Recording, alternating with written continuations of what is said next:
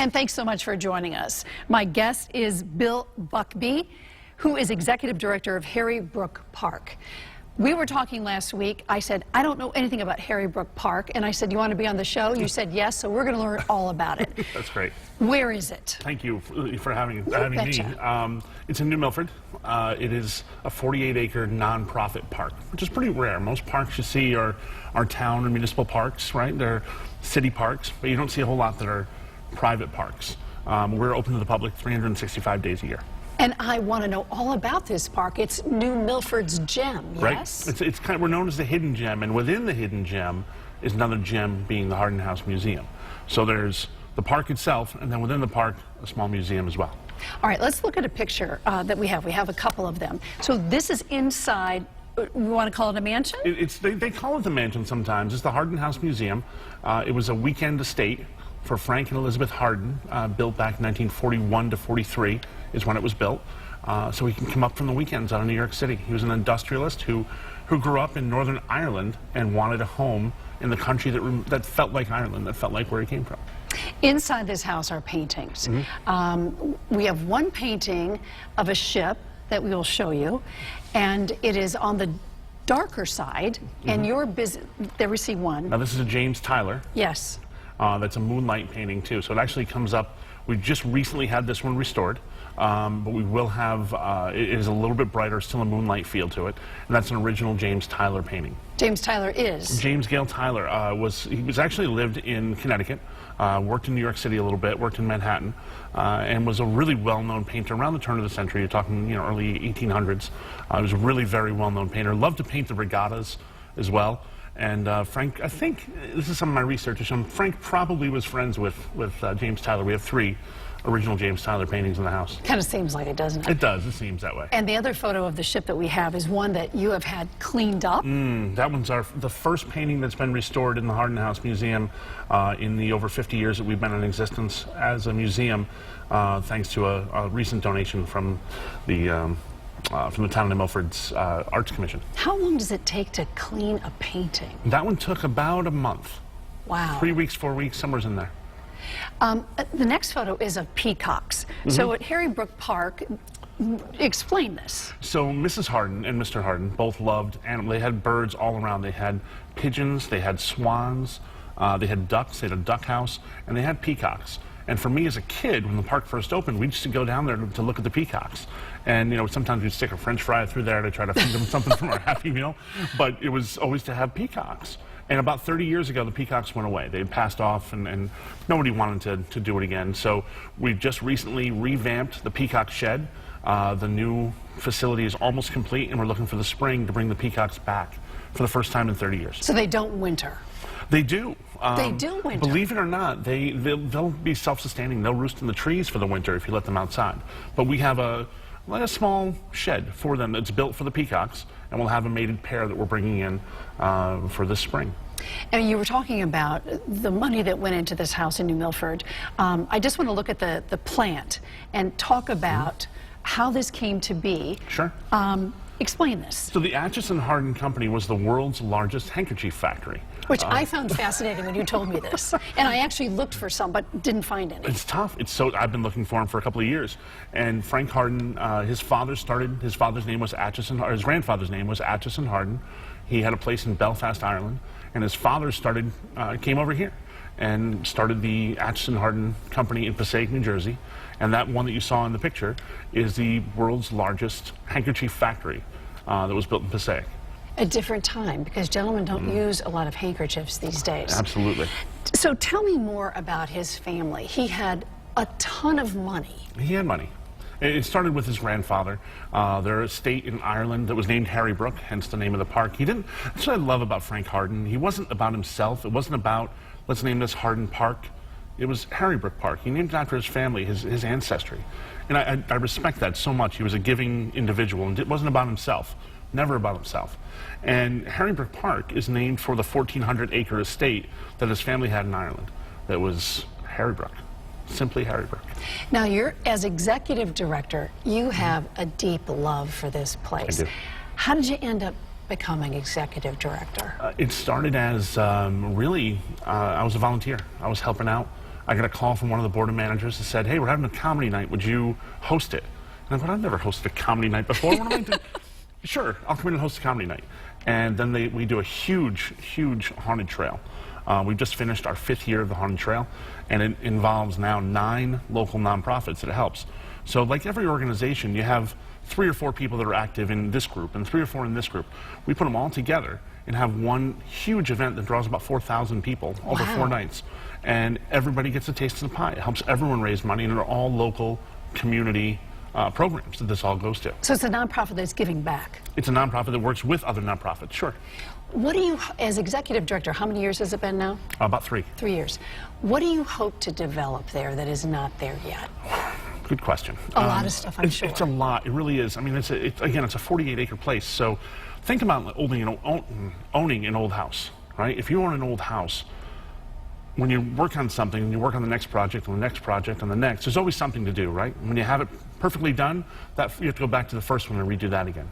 And that's where we are right now as a park. We have so much we've done in the last 3 years that I'm very, very proud of the work that we've done. But there's so much more that has to happen. There are more paintings that have to get done. We have a bridge. Our exit bridge was Mr. Hardin's bridge. This was built back in the 40s. In fact, it was wiped out once, and he had to replace his own bridge. I met his nephew, who lives in Trumbull. He came to visit. I think he's about 90 years old. He came to visit me and said, I remember when the original bridge washed out. And he said he was standing there with his father and Uncle Frank. And Uncle Frank said, I guess you know you have a few bucks when you have to rebuild your own bridge, right? But he wasn't flashy about that. You know, he wasn't flashy about his money. You're also a lawmaker from New Milford. Yes. So how are you trying to shine a spotlight on your area, this Harry Brooke Park? Well, you know, as the lawmaker side of it, Western Connecticut gets overlooked sometimes. You know, they say the northwest corner is the quiet corner. New Milford, being the largest town in the state, is still overshadowed. We're still not always seen as a leader. So we finally made a New Milford Day in Hartford, and we brought up small and large businesses and brought them to Hartford so people could see what New Milford has. But Harry Brooke is really a microcosm of that. We do, if I had to guess, 10,000 hours of volunteer work a year are put into Harry Brooke Park. If you think about that, it's a massive number. People from the community know it, they love it, they've grown up there, they want to do what they can for their park. And Frank left it very smartly in his will. He left it to the people of the town of New Milford. He didn't leave it to the town, he didn't leave it to someone in particular, he left it to the people, which is... So there's great pride in this park. There's tremendous pride in this park. If there's a wish list, and somebody hears this, how can they help you? You know, the obvious answer is it takes dollars to repair all those paintings. So funds? I have probably, if I had to guess, in the neighborhood of 120, 130 paintings. Really? That need to be addressed in that neighborhood. Worth money? They are. We never talk about the dollars of them. Sure. But there's originals. There are master copies in the house that are master copies from the Met from the 30s. They're gorgeous. But the Hardins were smokers. And over the years, the museum never, I shouldn't say never, but sometimes didn't receive the love it deserved. There were furnace issues with backups, and there's soot on the paintings, there's nicotine on the paintings, there's dirt. So they all need a tremendous amount of work. And there's been a lot has happened in the house in the last probably 12 years. A lot of work has gone into the structure and redoing the rooms that had been, you know, a little dilapidated. And now when you walk into Mrs. Hardin's bedroom, it looks like she was just there. So you're getting the ear of the new governor about this, are you? In case he doesn't know about Harry Brooke Park, you're going to We're certainly going to talk about that, yeah. And I'd like to invite them. I'd like to invite you to come out to the park. Come out and see it. Come take a walk. The park is about a 1-mile loop from the entrance of the park back out. In the main loop inside the park is about 2/3 of a mile. And that's what we get. And during the summertime, 2,000 people will be there on a Saturday. Kids learning to ride their bikes. People going to rehab a leg. Senior citizens who come to walk. There's benches along the way to take a rest. There's a beautiful gated garden. There's a natural waterfall right behind the house. It's and a gorgeous who knew, place. Right? It's gorgeous. Beautiful. Are you thought of more as New York when you're way up there? Or I don't think so. So my guess is you don't want it to be the hidden gem that it is in some respects. In some respects, yeah. The nice thing is it is a very peaceful park. We do have our events. We do a number of big events like the Haunted Trail. We do a Hog Wild Hustle. We do the Santa Run 5K. Let me guess you're running in it with the beard. I've been known to be there on occasion. But all these different events that we do year-round are a little something for everyone. You know, our egg hunt for the kids might not be as much fun for the person who's doing the hog wild hustle or our murder mystery night. What is a hog wild hustle? It's 21 obstacles on an obstacle course within the park. So kind of like a dirt dash, but one of ours might be stop and eat a Twinkie. So it's a kinder, gentler. Far kinder and gentler. It's a fun. If you've never done a run and don't want to come to this, you walk it. If you don't want to do one of the things, don't do it.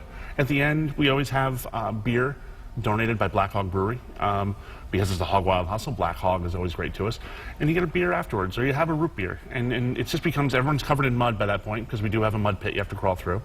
So it's a really we try to find unique ways to get people engaged and let people know about the park. We have a big Jeep thing where we have all Jeeps. Last year, I think it was somewhere about 400 Jeeps came in. Oh my gosh. So it's a wonderful place to learn about. And it's just a beautiful natural park. As far as, so we know that you're going to have peacocks there. Are there trees there that aren't anywhere else in the state that have you even found that out yet? There's so many different types of trees. Frank, when he built the place, he wasn't building a park, he was building an estate. You know, he wanted a place so he came up from the city and could relax and get away with his wife Elizabeth, and they could take some time. And the trees he bought were from a landscaping company around the corner from there that were owned by two Irish brothers. They were from Ireland. He wanted to support the Irish brothers. So all the trees, you'll find some amazing trees there, and we have 3 local tree companies that help us out tremendously by coming and helping us. They volunteer, they trim the trees for us, and we even had the New England regional tree climbing competition last year at the park. There's a lot going on in here that we have to know about. Now, one thing that was interesting, Mr. Hardin's apartment on, was it 5th Avenue in 59th. 59th. West 59th Street.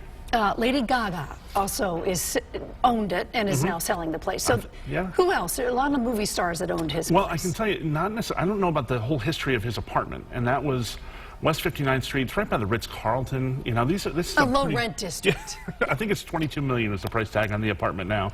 But he didn't have a flashy crowd that he kept. He did have one local celebrity, though, that is rumored to have been there. And I know this only because the maid and butler for the Hardins had a little boy, and his name was Kurt. And Kurt was sadly in Vietnam when both the Hardins passed away. But Kurt is still with us. And Kurt shares the stories with me of the Hardins and what they were like.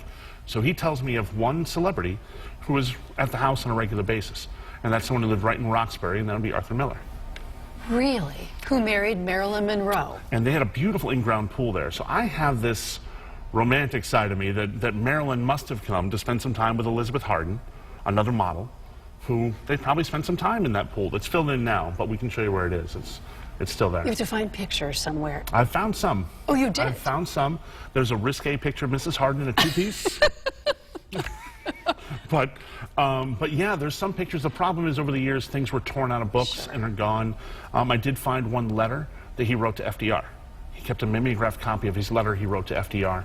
He wasn't a fan.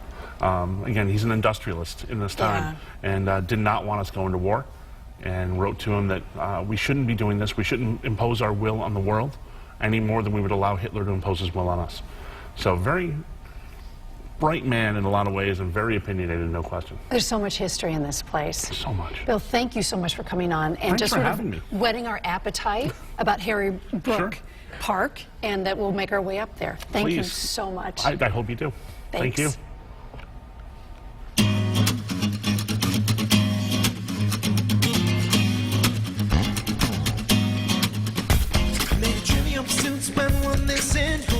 Spend all night kissing and the bump is right here, then who else is missing?